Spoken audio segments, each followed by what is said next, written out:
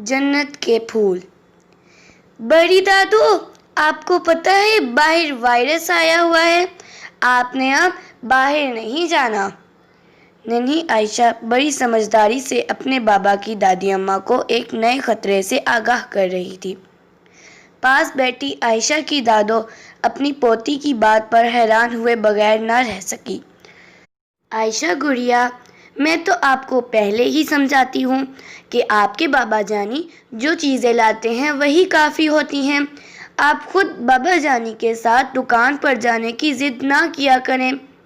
جی دادو، باہر وائرس آیا ہوا ہے، اب تو میں بابا کے ساتھ باہر جانے کی ضد نہیں کرتی ہوں۔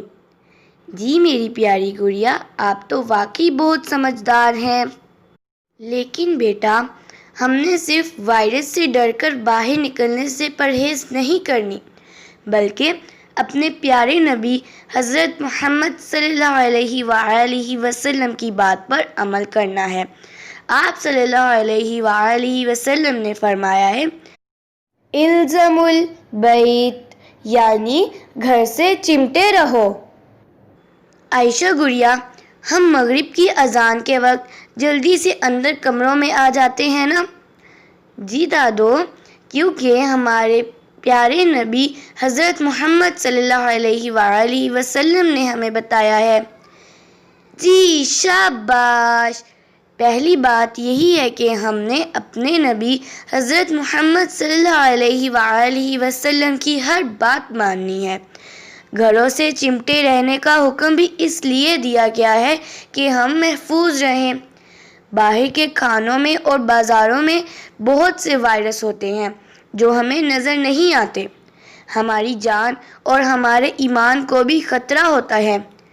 لیکن دادو، ہمیں مزہ آتا ہے شاپنگ کے لیے، جھولوں کے لیے اور پارک کے لیے جانے میں۔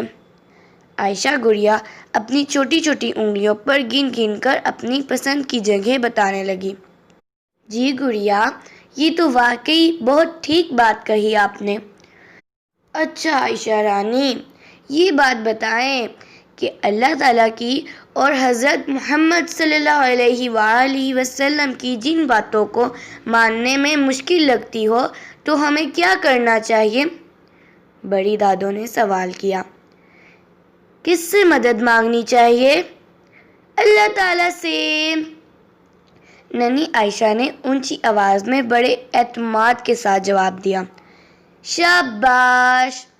دادو اور بڑی دادو نے مل کر شاباش کہا تو ننھی عائشہ خوش ہو کر اپنی ماما کے پاس بھاگ گئی، اور پھر عائشہ گڑیا کی آواز پورے گھر میں گونجنے لگی، جو اپنی ماما کو آج کی حدیث سنا رہی تھی۔